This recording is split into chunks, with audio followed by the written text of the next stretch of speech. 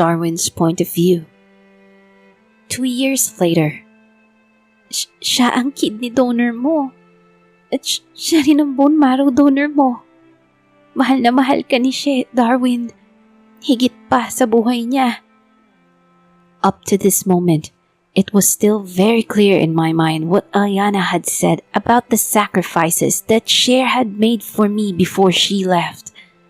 Parang dinurog ng pinong-pino ang puso ko ng unang araw na makita ko siya sa kamang ito. At hanggang sa ngayon, nakasalukuyan ko siyang pinagmamasdan. Hanggang ngayon, makalipas ang 2 taon, ay nanatili pa rin siyang nakahiga sa kama niya at walang malay. I don't even know if she will wake up yet. I don't even know if she'll ever come back or if she still wants to see me despite all the stupid things I did to her. Sa buong panahong binaliwala ko siya at hindi ko man lang siya nabigyan ng pansin at importansya. I remember the last day I was here in the hospital. I was so excited to get out because I had lived here for almost a year and a half. Apart from that, Aliana will be my official girlfriend. But at the same time, I'm so excited to tell Cher that I'm very well. Ngunit nung makita ko na siya sa kalagayan niyang yan, bigla na lamang gumuho ang mundo ko. Ang lahat ng saya ko ay napalitan ng sakit at walang katapusang luha. Lalo nang malaman ko ang mga ginawa niya para sa akin. All the moments we had since childhood came back to me. Lahat ng pinagsamahan naming dalawa. Ni hindi ko man lang napansin na makailang ulit na niyang isinakripisyo ang buhay niya para sa akin. Siya ang nagtugtong ng buhay ko at ngayon ay buhay naman niya ang naging kapalit ng lahat ng yun. Why, Cheryl? Why did you do those things? Why did you keep it a secret from me? Bakit hindi mo ipinaalam sa akin ang mga bagay na to? Okay na po, sir. I turned to the nurse who changed Cher's dextrose. I immediately wiped away my tears and then went back to the bed where Cher was lying. Thanks. From time to time ay palagi nilang chinecheck at minomonitor ang kondisyon ni Cher kahit 2 taon na ang nakalilipas. At ngayon ay mag-4 na taon na rin akong naririto sa ospital na to. Ni minsan ay hindi ko nagawang lumabas at gustuhin man lang. I can't leave her. I can't leave you, baby. I'll wait for you to wake up no matter how long and we'll get out of here together. Hindi ako mapapagod. Paulit-ulit kong hinagkan ang mga kamay niya and I couldn't stop my tears from flowing down my face. I want her to feel like I'm just here and waiting for her. Do you remember? We've never been separated. That'll never happen until we're older. At kung sakaling hindi ka na babalik dito, I'll come with you. I'll still come with you, Cher.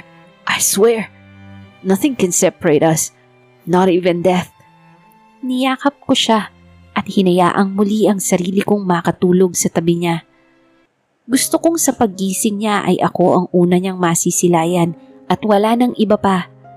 The days went by. Baby, can you hear me? Don't you miss me? 'Cause I do. Yes, I miss you so bad. I miss your voice. Kung paano ka manirmon sa akin. Kung paano mo ako sawayin and how you sing to me until I fall asleep. I miss your smiles too. The way you look at me and stare at me. Na noon ay wala lang pala para sa akin. I gently stroked her face and kissed her forehead. Hindi pa ba sumasakit yung likod mo kahihiga? Namimiss ka na ng mga pasyalan natin. We haven't been able to travel for almost 4 years. Pupuntahan natin ang lahat ng lugar na gusto mo. Lilibutin natin ang buong mundong to nang tayong 2 lang. Di ba yun naman tayo? Yun naman talaga ang gawain nating 2. Ang mamasyal kahit saan. We're going to take a plane. Isn't that what you want? Kahit lahat pa ng plane sa buong mundo ay sasakyan natin. Gumising ka lang. Magsisikap ako at bibili tayo ng sarili nating plane. Ipapangalan natin sa kanya ang pangalan nating 2. That's a good idea, isn't it? I kissed her lips repeatedly. Huli ko siyang naramdaman nung nagpaalam siya sa akin para sandaling umalis. Diba, ang sabi mo sa akin nung nagpaalam ka, babalik ka kaagad. I've been waiting for you, Cher. You're the one I wanted to be with before I had the surgery. Kasi palagay ako kapag nandiyan ka, Sinanay mo ako na ikaw yung palaging nandyan sa tuwing nagkakasakit ako. Alam kong safe ako at hindi mo pababayaan. Saglit akong natigilan nang may bigla akong naalala. Kaya pala, nung bago ako makatulog nung araw ng transplantation ko, naramdaman ko yung kamay na humawak sa akin. Alam kong ikaw yun. Kilala ko ang malambot mong kamay. Kilala ko ang bawat hugis mo. I paused for a moment when I suddenly remembered something. Even though my eyes were closed at that moment and I couldn't open them because of the effect of the medicines that was injected into me, I knew it was you. Ang buong akala ko noon ay nagbalik ka na. I saw your face in my imagination before I fell asleep. Yung pala, hindi ka naman pala talaga umalis. Hindi mo ko iniwan kahit sa anong pagsubok ang dumating sa akin. Nandiyan ka lagi para sa akin. Pero ako, anong ginawa ko? Sana mapatawad mo ko sa mga katangahang ginawa ko sa'yo. I finally realized that you are the one I need more. That you are the one I love more than anyone else. Than everyone else. You are the one I can't afford to lose in my life. Kaya bumalik ka na. Bumalik ka na, mahal ko. The following days passed again. We only had one scenario. I talked to her every day. More often from time to time. May isang visitor kasi sa labas na may pasyente rin sila na nakapagsabi sa akin na ang isang taong comatose daw ay nakaririnig at nararamdaman pa rin ang mga tao sa paligid niya kahit nasa kanyang kondisyon. I don't know if that's true, but I still tried at gustong-gusto ko rin naman na nakakausap siya. Kaya lang din ng dati. Kahit sa ngayon ay alam kong wala akong matatanggap na anumang sagot mula sa kanya. I looked at the door when I heard faint knocks. Come in. Sagot ko nang mamukaan ko ang mukha ng babaeng kasalukuyan ng nakasilip sa maliit na siwang ng pinto. Aliana. Niluwagan na niya ang pagkakabukas ng pinto at tuluyan na siyang pumasok na may bitbit na mga bulaklak at basket na puno ng prutas. Ako lang din naman nakakain ng mga yan. Hello! Nakangiti niyang bati sa akin. She was followed behind her by my brother Dennis, who was now her husband. At iniwan na naman nila ang hinaanak ko. Tuwing linggo kasi ay hindi sila nakakalimot na dumalaw dito at dinadalhan ako palagi ng mga gamit at pagkain ko dito. Gusto ko makita sa personal ang inaanak ko sa kanila pero hindi pa siya maaari dito sa ospital lalo't mahigit 1 taong gulang pa lamang siya. Tanging sa mga larawan ko lamang siya nakikita sa social media. Hi, balik kong bati sa kanila. Dennis gently tapped me on the shoulder. We're okay now. After the turmoil that happened to us back then because of our parents and a woman we both loved. Ngunit sa kanya pa rin napunta si Aliana, which I readily accepted because I realized that there was another special woman that I loved more. If I had loved Aliana back then, I would have said that only 20% was for her because 80% was for Cher. Hindi ko lang talaga na-realize kaagad ang bagay na yan noon. How is she? My brother asked as he examined the pipes and apparatus na nakakabit kay Cher. Just like before, nothing has changed. Yet, I answered softly as I held Cheryl's hand, but I'm still not losing hope. As long as her heart keeps beating and she keeps on breathing, I'll never lose hope. Wala bang improvement kahit kaunti? Wala bang sinasabi ang doktor? Pero sa tingin ko nagpipinkish ng balat niya, oh. Sagot ni Aliana habang pinagmamasdan niya ang mga braso ni Cheryl at muka. I stopped and checked Cheryl's skin as well. Really? Para akong si Superman na biglang nagkalakas sa sinabi niya. Yeah, look at her nails. She's not as pale as before. Somehow she's turning pinkish. Dennis replied, so I looked at the nails on Cheryl's hands. Damn, it's true. Oh God, hindi katulad nung huli kaming dumalaw. Puting-puti talaga siya. Pero ngayon medyo pink na. Oh my God! Darwin! Baka ito na ang senyales. Magigising na si Cheryl. Napabulalas si Aliana habang naluluha. I couldn't control myself either. My feelings are mixed. I kissed Cheryl's hands, which I always massage, so that her blood would flow in the veins. According to my research on the internet, kung ano-ano na nga lang ang nahahanap ko dun. kung paano ang mga tamang pag-aalaga sa pasyenteng nasa state ng coma. I always massage her arms, legs, feet. I also wipe and clean her body, even putting and changing her catheters and diapers, shifting her position sa pagkakahiga para daw hindi masanay sa isang posisyon ng katawan niya at hindi mangalay. I hope so. I can't wait for her to wake up again. I couldn't help but be emotional in front of them. Kung lalaki man ako at pangit tingnan, wala na akong pakialam. Basta, huwag tayong mawawala ng pag-asa. At palagi tayong magdarasal kay God. Gagaling din si Cheryl at muling gigising. I nodded at what Eliana said. That is exactly what I always ask of God. I prayed for almost a minute and asked Him to heal the woman I love. Lumipas pa ang ilang linggo at tuluyan na ngang kapansin-pansin ang malaking pagbabago sa balat ni Cheryl. Maging ang magkabila niyang pisngi ay namumula-mula na rin, maging ang labi niya.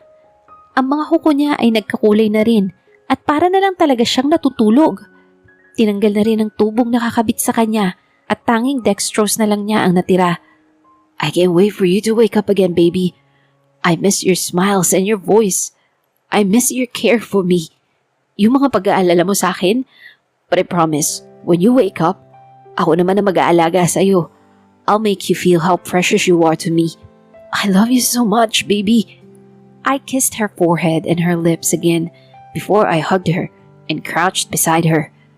I suddenly remembered her family. Nung nalaman nila Tita Wendy at Tito Carlos ang nangyari kay Cheryl, ay kaagad silang napasugod dito sa Pilipinas. Halos isumpa nila ako nang malaman nila ang dahilan ng pagkakoma ni Cheryl. Hiyang-hiya ako sa kanila at nagawa kong lumuhod sa harap nilang lahat.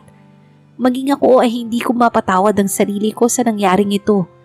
Hinayaan nila sa poder ko ang anak nila, ngunit hindi ko inalagaan at binigyan ng importansya. Dad explained everything to them. If I only knew that, I would never allow Cheryl to sacrifice herself for me. In case I didn't find my donor then, it would be okay for me not to be treated, as long as I knew she was safe and her life wouldn't be in danger. Ngunit paano kung abay maiisip noon na maaaring siya nga ang lihim na nagdodonate sa akin ng mga organs niya kung nakatutok ang pansin ko sa iba? I was too damn stupid to do this to her. Kung magising man siya at hindi niya ako mapapatawad at tatanggapin ako, I deserve to be punished by her. And if I had to kneel down and kiss her feet, I would. Huwag niya lang akong iiwan dahil hindi ko kakayanin nang mawala siya sa akin. She's my only life and my only world. Kung mawawala siya, ay mas mabuting mawala na rin ako. Nagising ako sa marahang haplos sa pisngi ko. Antok na antok akong idinilat ang mga mata ko para lang matulala sa nabungarang ko. Cheryl! Nung una ay para akong namamalik mata, ngunit nakita ko ang marahang pagkurap ng kanyang mga mata. Cheryl! I suddenly screamed and got up from my crouch on the side of the bed when I realized that she was really awake. I held her face. Baby, you're awake! This is unbelievable! Jesus Christ! She kept staring at me, but I couldn't read any emotion in her eyes. I quickly pressed the buzzer on the side of the bed so I could call the doctor. Segundo lamang ay mabilis din silang pumasok dito sa loob at lumapit sa kinaroroonan namin. What happened? Doc, she's awake! Cheryl's awake! I was still panicking and I couldn't calm myself down. Alright, we'll check on her first. I stepped back slightly and let them examine Cher. Hindi ko pa maipaliwanag ang sayang nararamdaman ko sa mga sandaling ito habang nakatitig sa kanya. Damn, after 2 years, God has heard my prayer. Oh God, praise God. I don't know how to thank you for doing this, but thank you so much, God. Thank you for bringing her back to me, the woman I love the most. Matapos nilang suriin si Cheryl ay kaagad na bumaling sa akin ng doktor. It's a miracle, because all her vital signs are functioning properly. She just needs a little rest and continue with the rest of her remaining medications that I prescribed to her. Ito ay para tuluyan na siyang gumaling at lumakas. Congrats, Mr. Rodriguez. Thank you so much, Doc. I couldn't help but be emotional in front of them. Can she eat now? Yeah, She can eat now, but it's better if she eats vegetables and fruits for faster recovery of her health. Maging ang doktor ay wala na ring pagsidlan ng saya. Thank you so much, Doc. I never get tired of thanking them dahil maging sila ay hindi rin sumuko kay Cheryl. It's alright. I'm also glad as a doctor that I had a patient wake up from a coma after 2 years. Maging siya ay naluluha na rin kahit isang lalaki. Congrats po! Congrats po, sir! Finally, sir! May awa talaga ang Diyos. The nurses also greeted me with a smile. Sila ang palaging nag-a-assist sa akin sa tuwing nililinis si Cheryl, sa tuwing kukuhanan ng dugo at sa tuwing may kailangang palitan ng mga gamot at aparato sa kanya. Sobrang laki ring pasasalamat ko sa kanila dahil ginawa nila ang lahat upang gamutin si Cheryl at palagi rin silang nakamonitor sa kondisyon ng mahal ko. Matapos nilang lumabas ay nilapitan ko na si Cheryl na hanggang ngayon ay nakatitig pa rin sa akin. I wanna know whatever is running through her mind right now. I sat on the side of her bed and held her face. The top of her bed was slightly bent upwards, so she was sitting up a bit. Baby, do you know me? Do you remember me? I asked her softly as I gently caressed her face. She stared at me for a few seconds and her eyes remained emotionless. Natakot ako sa maaari niyang isagot.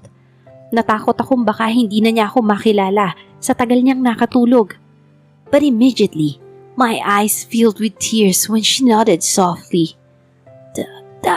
Darwin, isa-isa na ngang nagpatakan ang mga luha ko sa pisngi nang marinig ko ang mahina at paus niyang tinig. Cher, niyakap ko siya ng mahigpit at hindi ko na napigilan pa ang mapahugulgol sa tindi ng emosyong nararamdaman ko sa mga sandaling ito. I'm so sorry, baby. I'm so sorry for everything. Kumalas ako mula sa pagkakayakap sa kanya at hinawakan muli ang magkabila niyang pisngi. I stared into her eyes earnestly. I don't know how I can apologize to you, but hopefully, you'll give me one more chance to correct my mistakes. Alam kong marami akong pagkukulang sa'yo. I couldn't appreciate the sacrifices you made to me back then. Ever since we were kids, you've been there for me. Ni minsan hindi mo ako iniwanan. Ni minsan hindi mo ako pinabayaan. Even when I was so down, you were always there for me. I'm so stupid to ignore you like that. Patawarin mo ko kung huli ko na lang na-realize kung gaano ka kahalaga sa akin. You never know how scared and hurt I was the first day I saw you in this bed and almost lifeless. Para akong masisiraan ng ulo. Para akong mababaliw. Hindi ko kaya, Cheryl. Hindi ko kaya ang mawala ka sa buhay ko. All I could think was that I would find happiness in others. But no, dahil nasa'yo lang ang kaligayahan ko.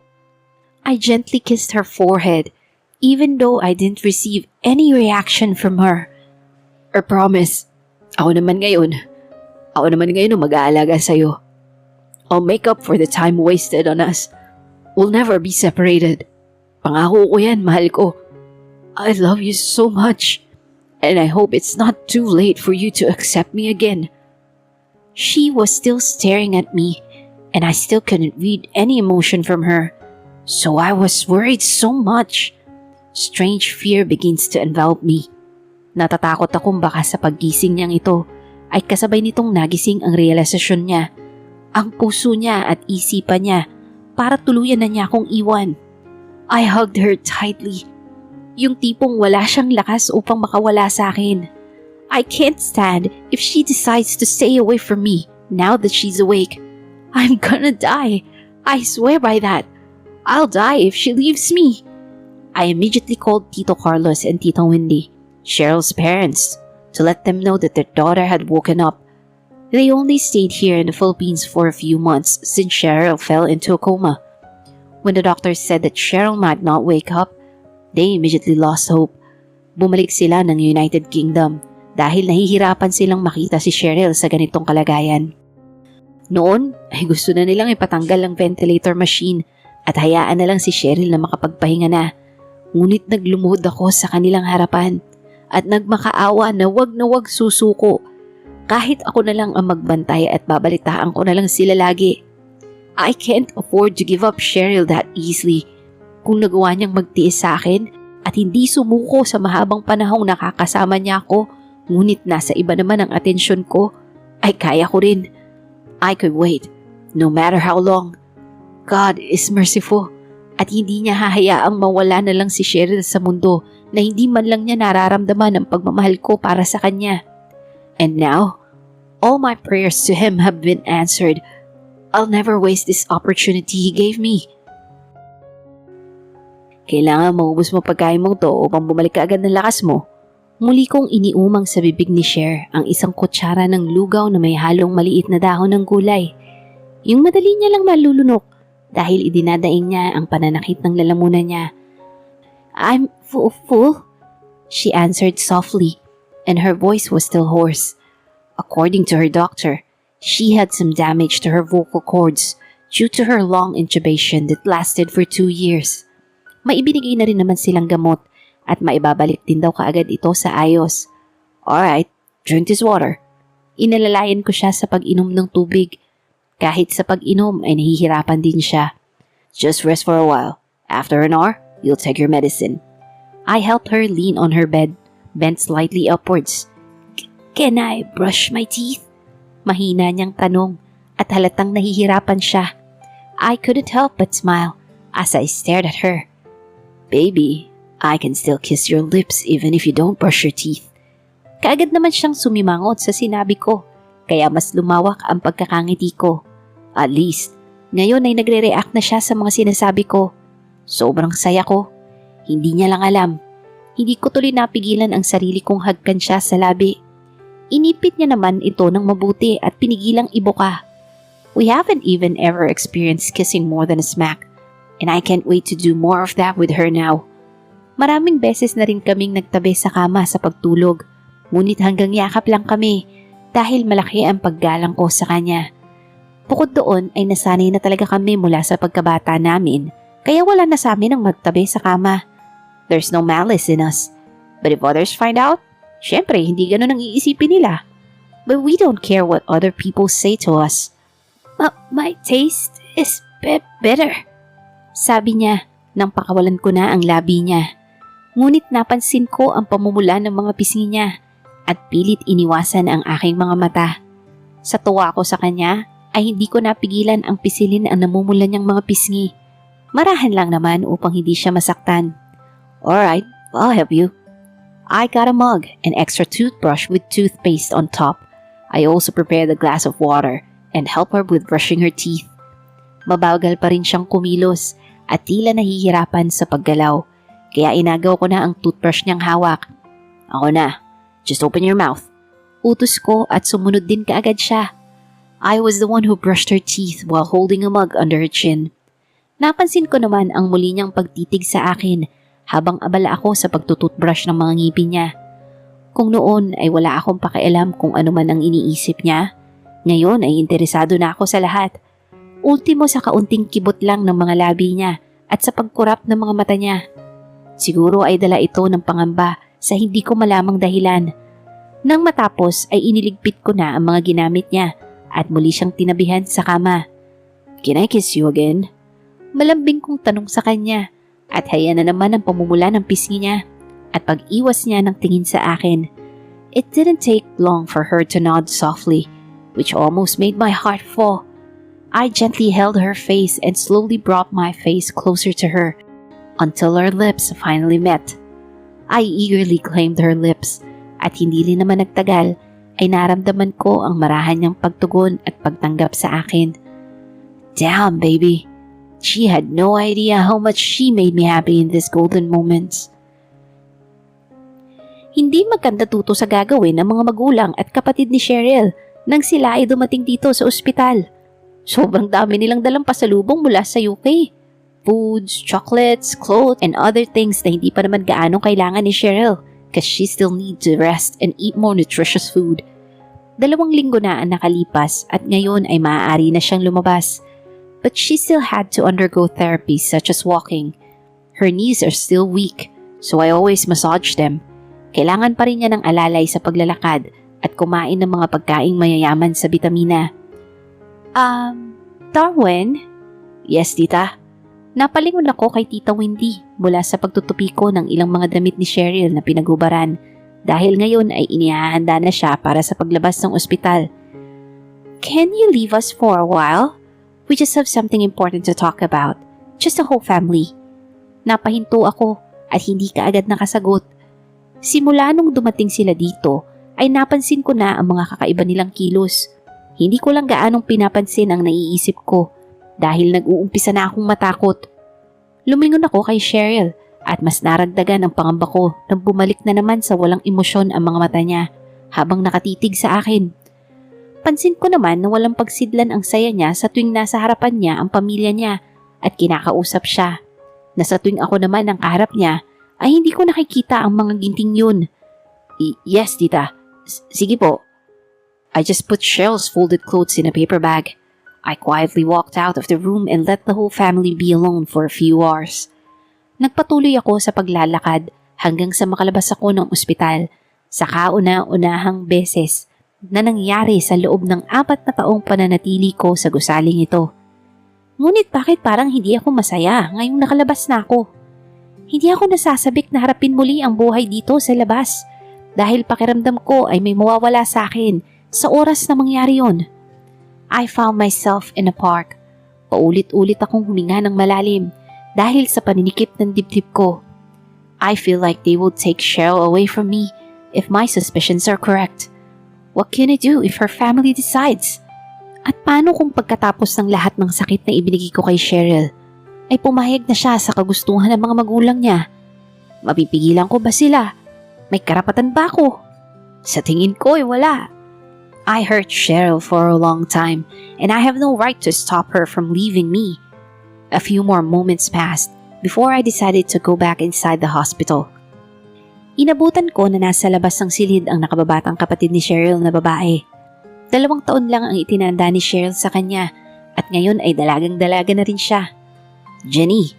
I called her attention as she was busy on her phone while sitting in the long chair. Saglit lang siyang lumingon sa akin at mabilis ding ibinalik ang pagtingin niya sa phone niya. What? She asked without looking at me. Are they done talking? I don't think so.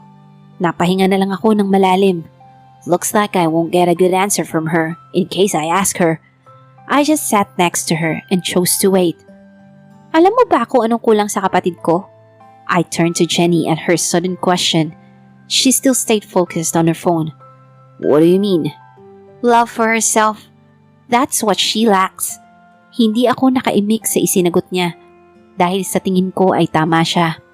Ibinuhos ni Cheryl sa akin ang lahat ng pagmamahal at wala man lang itinira para sa sarili niya. Lumipas ang ilang minuto bago bumukas ang pinto ng silid ni Cheryl at lumabas ang mga magulang niya. Kaagad akong napatayo nang makita kong itinutulak na ng isang nurse ang wheelchair na kinauupuan ni Cheryl at inilalabas na rin ng silid. Napansin ko ang makahulugang pagtingin sa akin ni Tita Wendy. Lemmy, mabilis akong lumapit sa nurse at inagaw ang wheelchair sa kanya. Sige po sir. Magalang din naman niya itong ipinasa sa akin. I noticed Cheryl looking up and staring at me. I lowered my face to hers and whispered in her ear. Are you okay? Mahina naman siyang tumango, ngunit hindi nagsalita. I gently kissed her cheek before I straightened up and started pushing her wheelchair into the hallway. Kaninang umaga ay inasikaso ko ang hospital bills niya, ngunit agad akong pinigilan ni Tita Wendy at siya na ang nagbayad ng lahat. Kahit ipinilit ko ang pambayad ko na matagal ko nang ipinahanda kay Dad, ay wala rin akong nagawa kundi ang hayaan sila. Nakalabas kami ng ospital nang walang sino man ang umiimik, kaya naman hindi ako halos mapakali at tumatambol ng malakas ang dibdib ko. I carried Cheryl into their car. Hindi sana ako sasakay because I felt like I didn't belong to their family, but Cheryl motioned to me and tapped the seat next to her. Kaagad akong napangiti at nakahinga ng maluwag. I quickly went inside and sat down next to her. Niyakap niya ang braso ko at sumandal siya sa balikat ko na hindi ko inaasahang gagawin niya. Halos maglulukso sa tuwa ang puso ko sa mga sandaling to. Masuyo kong hinalikan ang ulo niya. Bumiyahe kami nang wala pa ring kibuan hanggang sa makarating kami sa condo building namin. I suddenly missed my unit that I hadn't seen in almost 4 years. Baka akalain niya inabandon ako na siya nang wala man lang paalam. I also miss the moments we had there with Cheryl that hopefully we'll get back to again now that she has all my attention. Darwin? Tawag pansin ulit sa akin ni Tita Windy habang ibinababa ko na si Cheryl sa kama niya. Kasalukuyan na kami ngayong naririto sa unit niya na nasa tapat lang din naman ng unit ko. Yes, Tita? My chest started throbbing again and I couldn't look back at them. Inayos ko na lang ang pagkakahiga ni Cheryl at kinumutan siya. Siya naman ay palagi lang nakatitig sa akin. We're going to stay here in the country for a week. After that, we'll also have to go back to the UK. So please, hayaan mo munang makasama namin si Cheryl sa loob ng 1 buong linggo nang kami lang. Sa sinabi niyang yun, ay doon na ako mabilis na palingon sa kanila. You mean, Tita, Cheryl will be left here? Ngayon pa lang ay parang gusto ko nang magbunyi dahil sa walang kapantay na kaligayahang nararamdaman ko. If that's her decision, she replied sadly as she turned to Cheryl. Baby? Cheryl turned to me and smiled, so I couldn't stop myself from hugging her tightly. I cried with great happiness. I thought she was going to leave me after all I had done to her. Thanks God! Ang akala ko ay mawawala na siya sa akin. Sobrang pagkainip ang naramdaman ko sa loob ng 1 linggo. Para bang gusto ko na lang hilahin ang araw nang matapos na. Oo nga at nariyan lang naman siya sa katabi kong unit. Ngunit hindi ko naman siya nakikita at naaalagaan. Damn, I miss her so much. While I was waiting for Cheryl's family to leave, I decided to go to Rodriguez's office for a while. Dennis also called me and said I needed to go there right now. I also want to ask Dad to give me a few more months before I finally return to the company. Kailangan ko munang ibigay kay Cheryl ang buong atensyon at pag-aalaga lalo't hindi pa siya gaanong magaling sa ngayon. Gusto ko munang makabawi sa lahat ng pagkukulang ko sa kanya. After that, I also had to go back to work to plan for our future. I can always rely on Dad and my siblings. Dad took care of all my hospital expenses for almost 4 years at hindi pwedeng ganun pa rin ang gagawin ko ngayong magaling na ako. Pagpasok ko sa loob ng gusali kung saan opisina ng mga Rodriguez, ay magalang akong binati ng lahat ng mga empleyadong naririto. Good morning, Sir Darwin. Good morning po, sir. Sir, naghihintay na po sila Sir Dennis at ang iba pa sa taas. Napakunot ang noo ko dahil bihira lang naman ako magtungo dito noon at hindi rin ako nagpapakilala ng sarili ko. Tinanguan ko lang silang lahat at bahagyang initian bago ako pumasok ng elevator. Umakyat ako hanggang sa 3rd floor bago muling lumabas. Binuksan ko ang pinto ng isang malawak na opisina at sumalubong pa rin sa akin ang maraming mga empleyado at nagsibati sa akin. Isa-isa ko na lang din silang tinanguan habang patuloy ako sa paglalakad sa hallway. Good morning, sir. Si Sir Dennis po ba? Nakangiting tanong sa akin ng isang magandang babae na sa tingin ko ay sekretarya ni Dennis. Yeah, is he there? Yes, sir. She immediately went to the door and opened it for me. Mukhang alam na talaga nila ang pagdating ko. Bumungad naman kaagad sa akin sa pinto ang kapatid kong si Dennis. Hey, welcome back bro. Pasalubong ko. Nakipag-embrace at tapik ako sa likod niya. Ano naman palagay mo sa akin? Nag-out of the country? Biro ko naman sa kanya na tinawanan lang niya. Napalinga ako sa buong opisina. Ang ganda na ng office mo ah. Yeah, nagtulong kami ni Aliana sa pag-arrange ng mga designs. He replied as his eyes filled with radiance. I'm so happy for you, bro. I said and tapped him on the shoulder again. Thanks. We too. We're glad na nakalabas ka na at nakabalik ka na. Napakamot ako sa ulo ko. Baka matagalan pa ako makabalik sa trabaho. Nariyan ba si Dad? Why? Dad said you're not going to work as a manager anymore. Dito ka na rin sa office.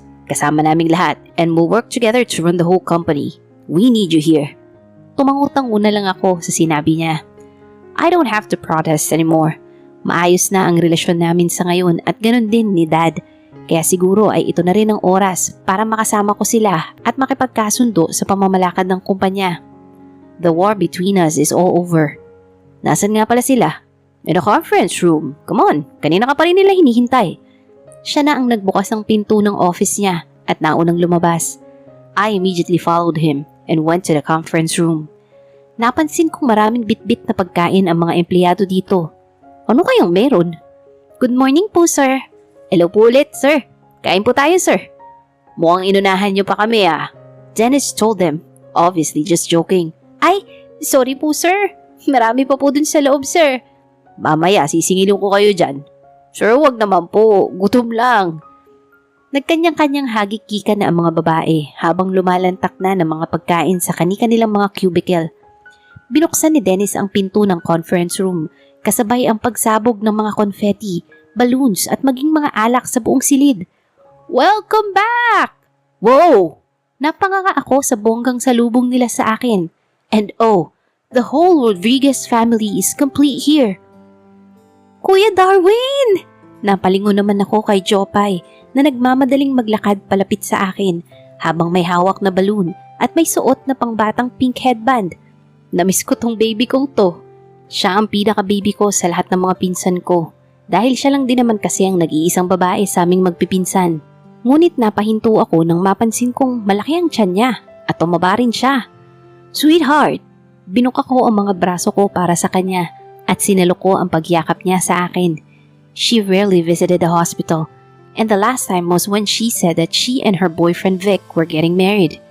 But I wasn't able to attend because I couldn't leave Cheryl.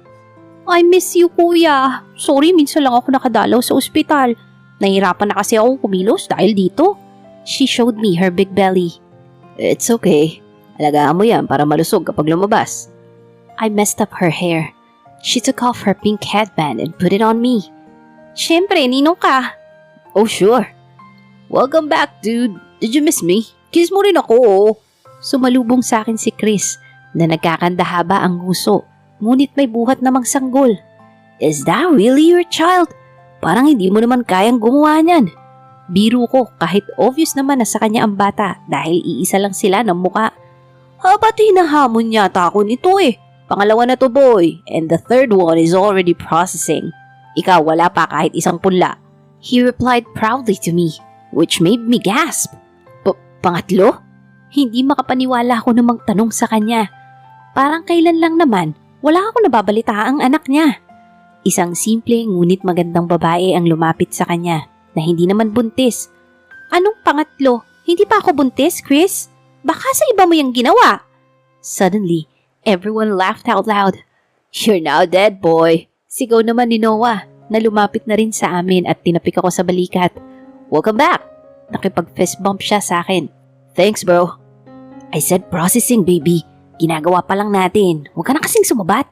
Bulong ni Chris sa misis niya na narinig din naman naming lahat. He scratched his head as he pulled his wife away. Sinalubong na rin ako ng ilan. Narito rin sila dad at ang iba ko pang mga kapatid. Ang mga tito at tita ko. Hello, cutie! Nilapitan ko si Rex na may buhat din na baby dahil nga magiliw ako sa mga baby. Mag-alcohol ka muna, aba. Madadapuan ng germs ang anak ko. Halos mapatirik naman ang mata ko sa kadamutan nitong si Rex at ayaw talagang ipahawak sa akin ang baby niya. Para hiram lang. Natatawa na lamang ako sa kanya. Pagpasensyaan mo na, ganyan talaga yan. Kahit nga sa akin ayaw pahawak. By the way, I'm Kath, the Mrs. Rex Rodriguez. A beautiful woman next to him introduced herself to me. Hi, nice to meet you. Ikaw palang Mrs. Okay lang, gagawa na nga lang ako ng sa akin. Nakipagkamay ako sa kanya, ngunit kaagad natapik ni Rex ang kamay ko, kaya mabilis ko ring binitiwan ang kamay ng Mrs. niya. Sabay na lang kaming natawa ni Kath. Talaga naman oo. Hello, Ninong! I looked behind me and my eyes widened when I saw another very cute baby. Whoa! Is this her? Tumango si Aliana at kaagad kong kinuha ang baby nila ni Dennis. Ang sabi ko kasi ay hindi maaaring hindi ako ninong ng kanilang mga anak. You're a big girl now. Parang kailan lang. Kaagad namang napapalakpak si baby Elaine habang nakatitig sa akin. Ninong yan, anak, Aliana said as she wiped baby Elaine's cheek with a lot of icing cake. Yeah, Ninong's here. Pero wala pang pera si Ninong ngayon. Tawad muna. Ang cute naman talaga ng baby naming to. Kamukha ka ni Ninong. Mukha mo. Gumawa ka rin ng sarili mong kamukha. Sa daddy yan mukha eh. Bigla namang sumingit si Dennis na may bit-bit na plato na puno ng chicken balls. Kumain ka muna, Darwin, alok ni Aliana na kaagad nagtungo sa mahabang table na puno ng pagkain. Insan! Shot! Tagal mong nawala. Napalingon ako sa sumigaw mula sa dulong bahagi ng mesa at natanaw ko naman doon si Lara, ang bunsong kapatid ni Chris. Others are also there and having fun. There's wine and food in front of them. Hey! I smiled and nodded at them. I feel so good right now dahil nagkasama-sama ang buong pamilya at bihira lang mangyari ang ganito sa amin. Marami man ang nangyari sa loob ng 4 na taon, ngunit hindi naramdaman yun ni Darwin dahil lagi siyang nasa tabi ni Cheryl. Magkaroon na rin ba siya ng pagmamahal para sa dalaga? Gayong nalaman niya na ang lahat? Magkaroon na rin kaya sila ng mga mas maganda pang alaala sa pangalawang buhay ni Cheryl? Subaybayan sa susunod na kabanata.